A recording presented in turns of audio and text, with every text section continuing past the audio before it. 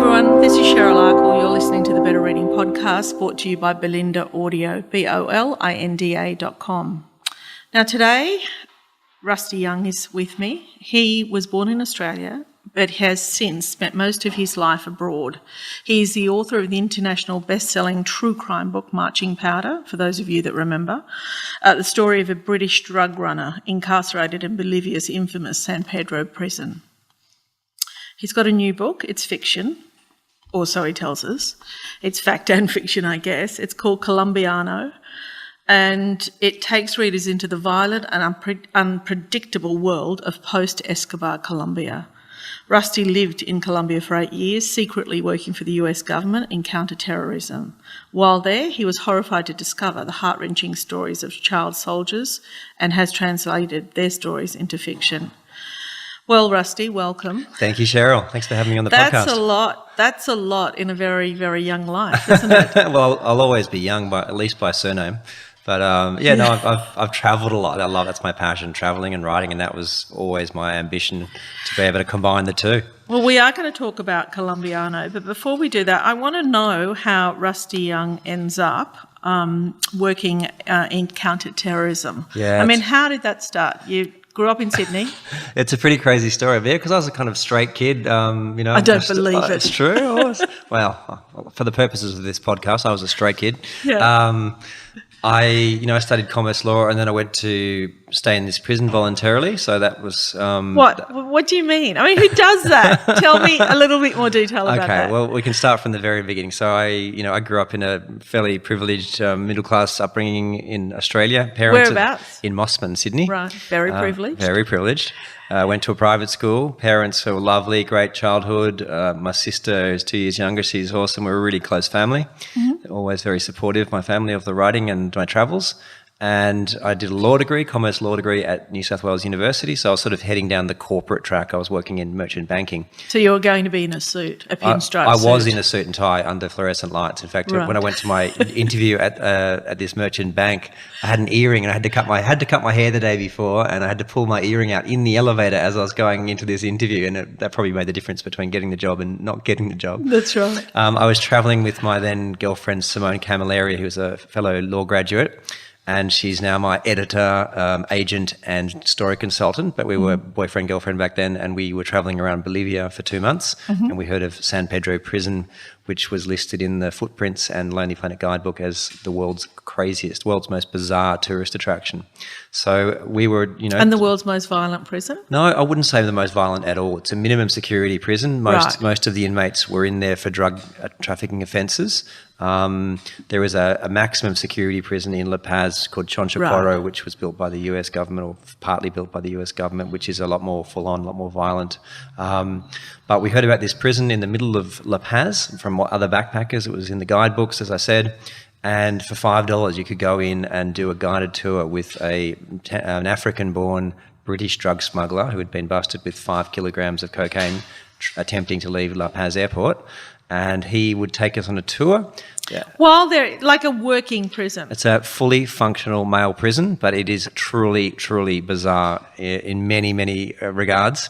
First being obviously the fact that tourists can go in there and pay $5 to do a tour. And are the prisoners behind bars? No. So basically, it's an open complex. It's like almost a small poor barrio or slum in South America, like the favelas in Brazil or the comunas in Colombia. But there are no police inside. So the police are at the gate and around the walls, but inside there are no police, and the inmates don't have uniforms. They live in there with their wives, children, and pets. They have the keys to their own cells, which aren't really cells, they're more like apartments, right? And they actually have to buy, it sounds funny, but there's a dark side as well. But they have to buy their own prison cell, and it's an official system. So once they get convicted, they get chucked in this prison, and they have to purchase their own prison cell. And I was like, that's got to be illegal. And of course, it's against all human rights conventions where if you're incarcerated, the government needs to provide you with clothing, food, roof over your head. But are they really incarcerated if their family and their children are there? Yeah, it still is a prison. They can't leave, right? So, right. But the family, the wife and kids can move in. Yeah, the wife and kids can. So they can go to the supermarket during the day. And cats and dogs as well. They're free to leave as well and roam around the prison. So They get chucked in this prison, and the very first night they get told, well, here's a list of prison cells that you can buy. And you're like, and the prisoners, the foreign prisoners in particular, like, what do you mean? You must be trying to extort money out of me. But it's true. And when you purchase a prison cell from an outgoing inmate, they give you the property title deed, and you actually have to pay land tax, and you have to pay a transfer fee, and you have to have witnesses. And I'm wondering if you're pulling my leg. I'm not, and you have to. It's all. I've got all the evidence, and you also have to sign a sale purchase agreement for a property, and it's all stamped and witnessed. And it's and so when you resell it to another prisoner, is there a profit? Depends on supply and demand. It really is a free market. Okay, so right. So when there are more people leaving than entering, prices drop, and when there's a big crime wave or a big crackdown on drug trafficking, more prisoners are coming in, and so prices go up. You want to stay there and just get the best price for it. Well, ironically, I mean, it's a very capitalistic system, right? So if you've got money, you can live really well, and all the different sections have a star rating like hotels. So there's the really wealthy prisoners, the corrupt politicians, and the high-level drug traffickers can live in the 5.5, 6-star section, and it's a separate section. They've got ensuite bathrooms. One guy had a jacuzzi. One guy had a library. He was a really educated guy who had his own little library, and they had internet, which was a rarity back then. This is 2000. And in the poor sections, the 0 and 1-star sections, there's 4 inmates in a tiny little cramped cell. And if you can't afford your own cell, you have to rent one. So some of the inmates who are wealthier will buy up all these prison cells and start renting them to the poor inmates. They're not great tenants, they're not great payers, because a lot of them are addicted to drugs. And you can't send them back to prison. Yeah, but sadly there are some people who are, for whatever reason, either poverty or drug addiction. And how many cells are we talking about? Hundreds?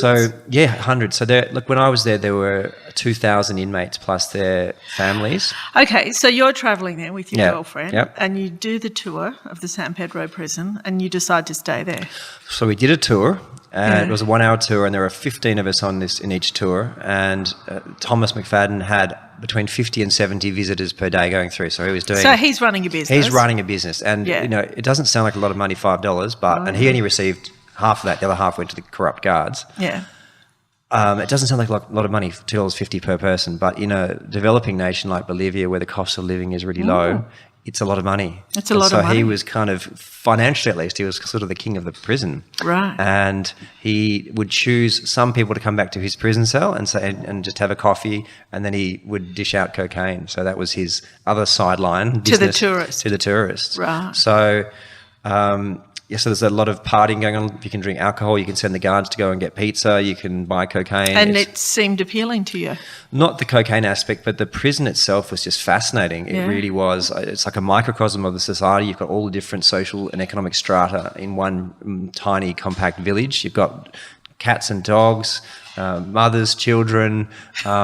Coca-Cola, the South American bottler of Coca-Cola, has an exclusivity contract with the prisoners. And this sounds really bizarre, but basically there's Coca-Cola signs on all the walls, Coca-Cola umbrellas, Coca-Cola plastic tables and chairs, Coca-Cola refrigerators, and no Pepsi, Cheryl. There's no Pepsi in this prison, right? Right. So it's this really bizarre sort of capitalist economy. The inmates need money, so they have to get jobs. Who provides the food? The state provides really poor quality, low nutrition food. So basically a big barrel of watered down soup. But the inmates, because of the lack of nutrition, end up importing their own food in, and there are restaurants inside this prison. So if you can have your soup, your free soup, but on top of that, you need to have a steak or some llama or whatever it is that you want to eat. And each little section has a restaurant. You go around, the wives are cooking, sit down in the sun, have a beer, have a with Coca-Cola. With your Coca-Cola, not your Pepsi. and you order, I'll have a steak and fries, and and there are photocopying services, there are photographic services, there's a lawyer in there who was busted, there was a doctor in there. And they run their own business. They run their own businesses, even though they're convicted criminals, and they have to, and the state allows them to, because if not, they would starve to death. Thomas, being English, could not speak Spanish at the time, so he's like, how am I going to survive in here? And so he stumbled upon this idea of bringing backpackers into the prison, and he was running his little empire. So then what happened from there? So Thomas had us back to his prison cell. The visitor's bell rang, and all the visitors had to leave, and I was like, I don't want to leave. This is just the most bizarre. How old were you? I was 24. Wow. Yeah, this is just the most bizarre thing I've ever done. The most bizarre place in the world, and to this day, and I must have visited, I don't know, 50 or 60 countries around the world, but this is to this day the most bizarre place I've ever been. And he said, well, if you don't want to leave, you can give us an extra $5 each and spend the night in here. And Simone is a very attractive woman, and I was like, she can't stay in here. Like, there's, rapists. And it's like, she'll be completely safe. I was like, at night time? And he's like, yeah, she'll be fine. And it turns out that they actually, because of the presence of women and children in the prison, they hate sex offenders. They hate particularly pedophiles. And if they know someone's a sex offender, they kill them. I guess being a drug lord is a entirely different crime to a sex it did open crime. my mind to a certain extent. The higher level drug traffickers aren't always violent like as is portrayed in Hollywood movies. A lot of them are just really smart businessmen, and they're not involved in being standover tactics or violence. Like white collar crime. Yeah, well, not quite white collar. It's a bit riskier than white collar. But it's certainly just opportunists, people who go, right, there's a market here. And they're not necessarily, I mean, they're obviously criminals, they're unethical, they're in an illegal game, but it doesn't mean that they're evil psychopathic murderers. And that's certainly, the perception most people have of high-level drug traffickers from movies. And that was the thing that really drew me to not only the prison but also to Thomas, because, he's a dark-skinned trafficker who's been around the world from the wrong side of the tracks. And here I am, a white lawyer from Mossman. And we just connected, and he was the most lovely, warm person, beautiful voice, just really giving warm energy. And I was like, right, we're going to stay the night. And so we ended up staying 2 nights. No harm. For $10. For $10. The irony was that the hostels were $8 overnight, so it was actually cheaper to stay in this inside the prison than in a hostel. And plus the cocaine was like $2 a gram.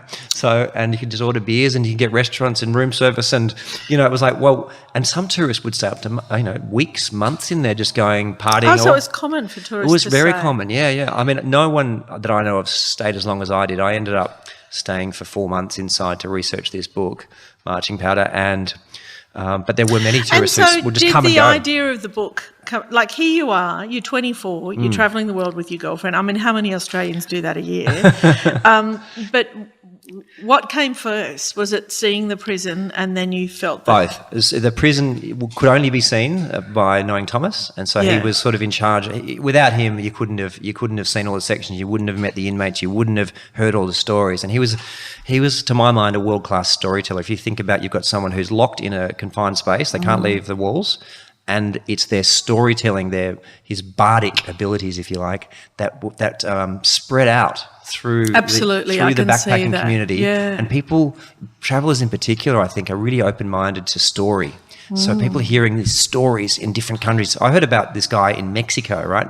This is Central America versus South America. And everyone's like, you've got to go to this prison and speak to this guy, Thomas. And when I met him, I was just fascinated. And so it was both the prison and Thomas that were fascinating. It was decided for me by Simone and Thomas on the second night. At this stage, we'd been drinking. Had you been writing before this? Yeah, I'd always been passionate about writing. I've been writing a diary since I was 12, and I decided when I was 15 that I wanted to be a writer, but I just didn't have anything to say. When I was 21, you kind of go, I really want to be a writer. I love reading. But what's your experience? But who would listen to me? What have I got to say to the world? I think for my age, I wrote reasonably well. I won a literary prize at university, but that was the thing that went, right, if I'm ever going to have a go at being a writer, it's now. Do it now before you enter the workforce and before you start getting a house and a mortgage and becoming really conservative, So it never happened, I might say. I'm still straight, Cheryl, I'm telling you. You don't believe me, you can laugh all you want. You don't look like a businessman, that's for sure. Thank you. Anyway, yeah. I'll take that as a compliment. Yeah. So you had been writing, and so this was the story. Yeah, this was it. I was like, okay, I really want to be a writer. There is no better story that could be handed to me than this story. If I fail and fall flat on my face, back to merchant banking, law.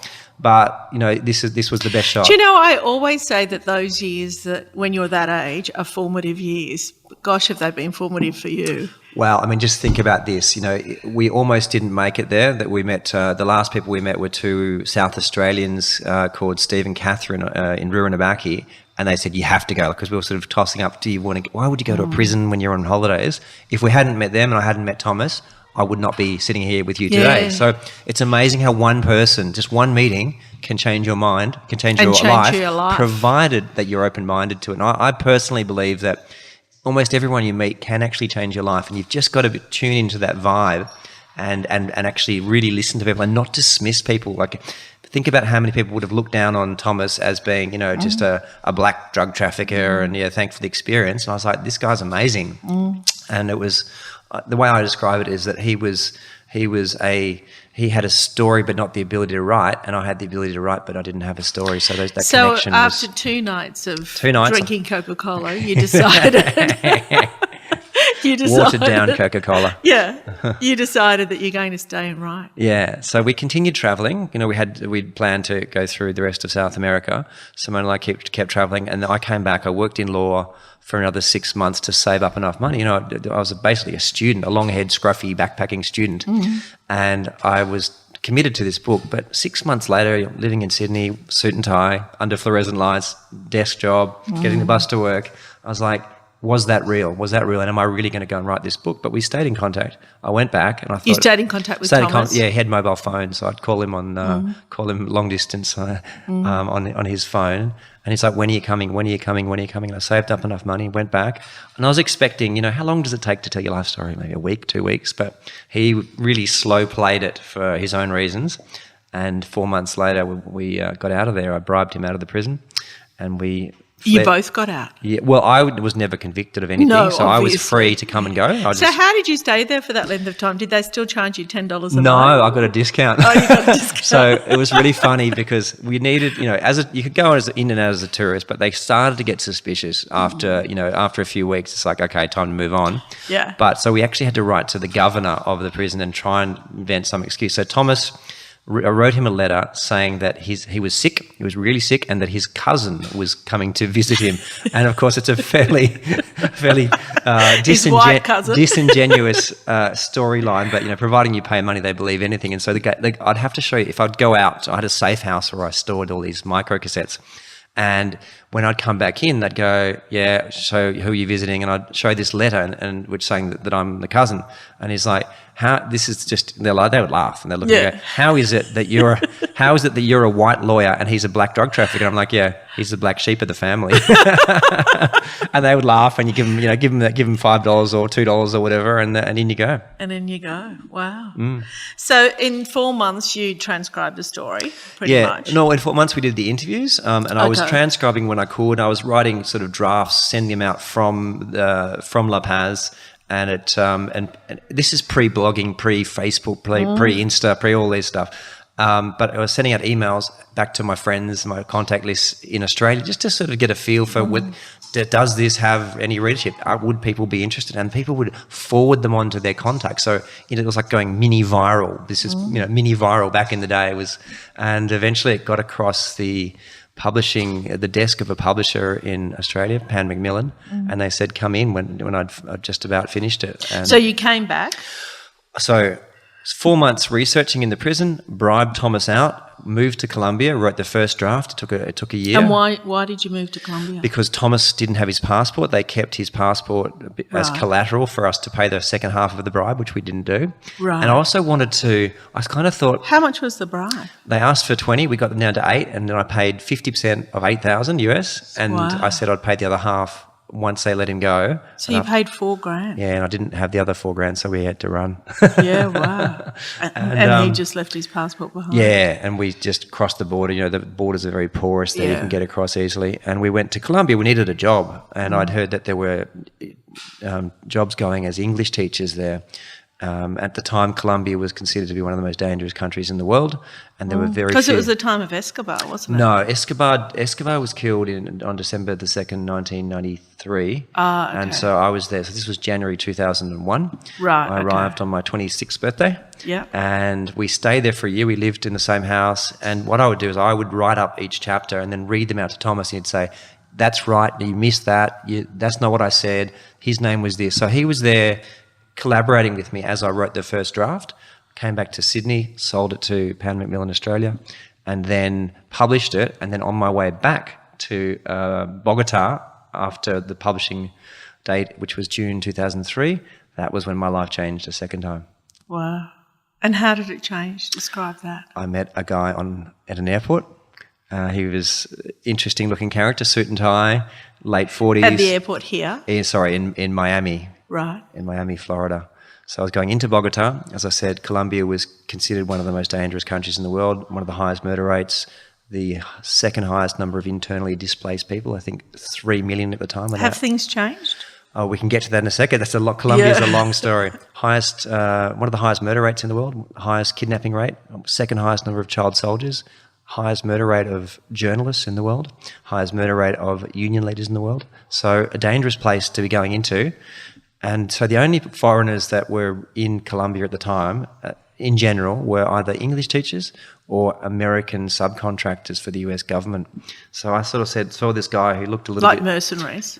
Yeah, they're called private military contractors. Right, they're not all mercenaries. Some of them, I mean, the US Embassy in Bogota has, I believe, around 2,000 staff and plus their families. So, and they're not all, gun-toting mercenaries. So there are a lot of, really highly intelligent people who work with the US government. And so I said to this guy, I was like, you don't speak Spanish. What are you doing in Colombia? And he said, I'm in construction. I was like, the country's at war. It's been at civil war for, at that stage, almost 40 years. And I said, this is in Miami? This is in Miami. And we got chatting, and I sort of said, there's not much construction going on as far as I can see. What do you really work in? He said, I work in construction, I promise you. And I was like, no, you don't. And we met a few times. We had a great banter. He's a really lovely guy. He became a mentor to me. Just a fascinating guy. And I love it how you just meet people. I'm open. Yeah. I meet, since I've been a kid, whenever I go travelling, I'll end up with taxi drivers' phone numbers. I'll make friends with just everyone. I talk a lot to people when I'm travelling. I ask a lot of questions. I talk a lot, talk quickly, but I also ask a lot of questions. It's the quickest way to learn about the society or the culture is really just to talk to the people that live in it. Absolutely. And people at all levels don't just take the educated classes or the the journalist perspective. Speak to people in the street. Speak to taxi drivers. Taxi drivers are an amazing source of information. They know everything, don't they? Yeah. So this guy took me out to dinner a few times, and as I said, I was pretty poor. I was an English teacher at this time, still with my long hair, scruffy, ripped jeans.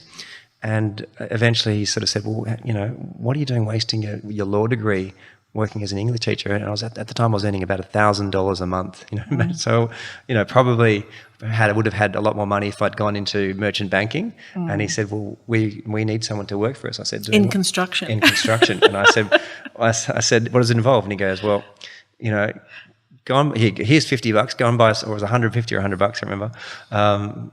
Go and buy some decent clothes, and I'll pick you up at 6 a.m. And he picked me up in a bulletproof car with a driver, and he took me to a counterterrorism base where they were constructing facilities on this counterterrorism base. And I was like, wow. For the US government? For the US government, yeah. Wow. So a spy? No, it was not spying, and it wasn't undercover either. It was completely legal. There's an inter-country agreement between the US and Colombia. Right, okay. They were pouring, this is in the wake of the September 11, 2001 attacks. US government was pouring in billions of dollars into counterterrorism around the world, mainly in Iraq, Afghanistan, and all the hotspots, Pakistan at the time, I think Indonesia, and Colombia, of course, because they've had a communist insurgency there since the mid-60s, and also Colombia is the biggest producer and exporter of cocaine in the world. So they were down there effectively fighting against a communist insurgency and also against drug traffickers. And so he was in construction. It was just in construction of counterterrorism bases. Now, hang on. I just want to pause for a minute there. But meanwhile, what's happening with your book? In the meantime, so my book's been released in Australia and then in the UK. Yeah. But publishers take, from the sale of the first book to when you get the money for that book can be up to 9 months. So but it's selling well. It's so selling. It's selling reasonably well, but it's my first book, so it's just catching on. It's word of mouth. You know, we had a launch campaign. It did well, but it's my debut novel. Australia's not a huge market. You're not going to make millions from being a writer in Australia. In fact, I think the average is something like $13,000 a year or something. Yeah, definitely. You're not going to make millions. But you're getting yourself a reputation, which is very unusual to actually have published a book at the age of 23. 28 when it came out, 24 when I went to the prison the first time, 25 when I wrote it, 28 when it came out. Yeah, I mean, that's unusual. So you've got a book that's probably climbing the bestseller list while you're actually making But I didn't deal. know. I didn't do it for money. We did it because we wanted to tell this story. And then I was back in Colombia leading a completely separate life. No one over there, they speak Spanish over there. It wasn't out in Spanish. No one knew who I was. And I was just happy I was looking forward to writing my next book. I was not paying attention to how many copies of Marching Powder were being sold, and I wasn't relying on that as being my, bread and butter. It's done really well for me, obviously, but at that time I didn't have much money, and so I accepted the job. And how old were you then? 28. 28. And so who were you working for? So I was a subcontractor to a company that had a contract with the US Department of State or the State Department. Right. And you were a counterterrorism. Yeah, so it was actually under the umbrella of SCT, which is State Counterterrorism, and the program I worked in was called the Anti-Kidnapping Initiative, and the aim of the program was to arm and equip and train local SWAT teams in all the different provinces. There are 32 provinces in Colombia, in all the provinces, to go out and effectuate kidnap rescues and to prevent to prevent kidnapping and rescue hostages, and also to prevent extortion. So there were US and UK trainers come down from their respective countries, live on this counterterrorism facility in accommodation that we had built, or that our construction company had built. The constructors. And provide them food, uniforms, guns, bullets, and train them. So tell me, what would your day, once you were recruited, what does that job look like? So you wake up in the morning.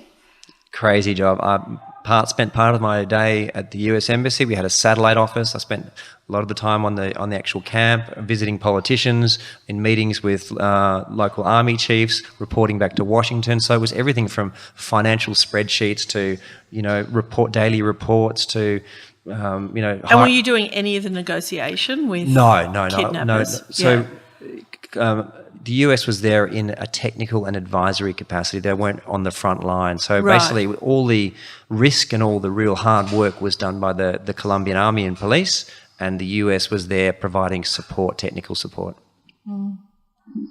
Wow. Did you wake up in the morning and think, how did I get here? Yeah. What happened when you told your parents you had that job? I didn't tell them. I didn't tell anyone. I was living with a Colombian girl for 3.5 years, and I didn't tell her. And you didn't tell her what you did? We had a fleet of bulletproof vehicles, and I changed houses all the time. I had to live on the third floor, or I couldn't go on public transport. There's all these sort of security protocols that you have to obey, but I couldn't tell her why. And then when she said, "Why are we moving house all the time? Why do we have a bulletproof car?" I was like, "We're in construction, baby." What did she do? She was a student, and so eventually, obviously, once I'd finished, I told everyone, and people went, "Oh my God," But it wasn't a condition of my employment that I kept it secret, but it was just smarter to keep a low profile, because think about it, you're in the country, you're working for the US government in a country with a communist insurgency who are experts at kidnapping, and you're in anti-kidnapping. You would be a great trophy. There were 3 guys who lived. How often did you move? I think in total 10 or 11 times. Wow, so you're just on the move virtually. Yeah, it was just about not being traceable, not using your phone, taking a different route to work. And look, I wasn't being paranoid, and there wasn't. You were being smart. I was just being smart, and I kept a low profile. I told everyone I was in construction. I would dress down, and I just wouldn't. You don't show off your money. Just keep your mouth shut. Yeah. Wow. Wow. And how long did you do that for? 4 years. 4 years. And why did you leave? Because I wanted to write this book. That was the reason that I stopped working, because it was a great job. We helped to change the country. Kidnap went from 9 per day down to 1 per day, and now Colombia Is is really a great country What to is visit. it? What is kidnapping? Explain that to me. It's a tool for what? Is it a type of war?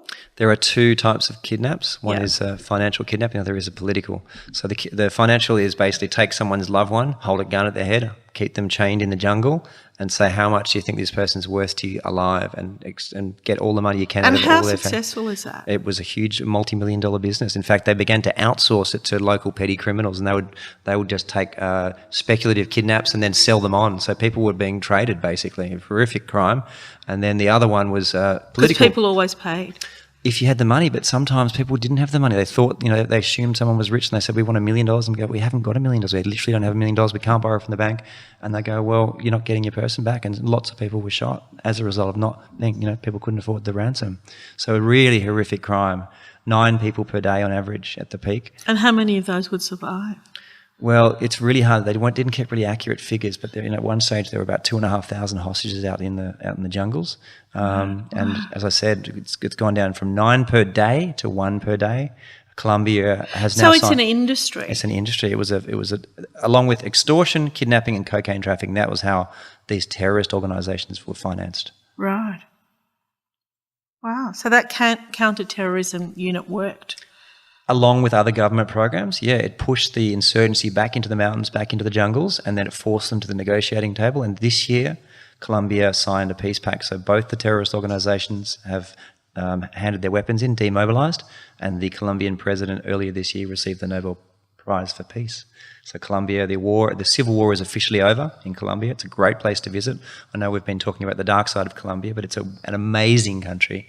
Friendly people, beautiful landscapes, great culture, great food, lovely language, music. It inspired my passion. I really wanted to write a book about it, and that's why. So I was combining my real life experiences and the experiences of the people I met with my passion for Colombia, and that's why the book's called Colombiano.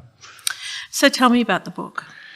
Well, the research was based on hundreds of interviews I conducted over many years in Colombia with many people from different levels, different social strata, and the ones that impacted me most were the interviews I conducted with child soldiers. Some of them were as young as 8 when they joined up. Most of them were around 12 or 13. Were they kidnapped? Did they go voluntarily? Unlike African child soldiers, most of them joined up voluntarily, inverted commas, because children really can't give consent to go to war. It's illegal. And also many of them were tricked. They came from uneducated, impoverished backgrounds, and in some cases, abusive families. A third of them were girls, and they suffered sexual abuse at home. So they were trying to escape, real misery and poverty. And it seemed like a step up in the world to join a terrorist organisation. God, that's heartbreaking. Yeah, the stories are heartbreaking. I mean, I'm a reasonably tough individual, but in some of these interviews, I broke down and cried as well.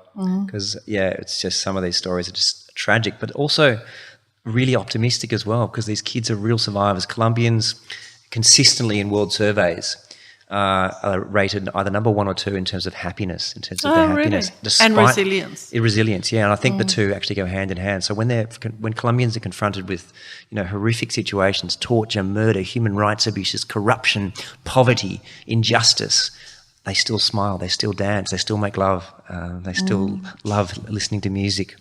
And that was what fascinated me, this sort of paradox between this dark, violent undercurrent in the country and these beautiful, resilient, optimistic people, Colombians. You're a great observer, aren't you? I don't know. You are. I'll let the readers decide, Cheryl. Oh, I think I think they have decided. You've written a really good book. It's fact and fiction, isn't it? Yeah. It's called Colombiano. If you haven't read it, you need to read it. Rusty, I think our time is up, but we're going to have you back soon, aren't we? Thank you, Cheryl. I would love to come back on your podcast. Yeah, okay. This is Cheryl Arkle for the Better Reading Podcast, brought to you by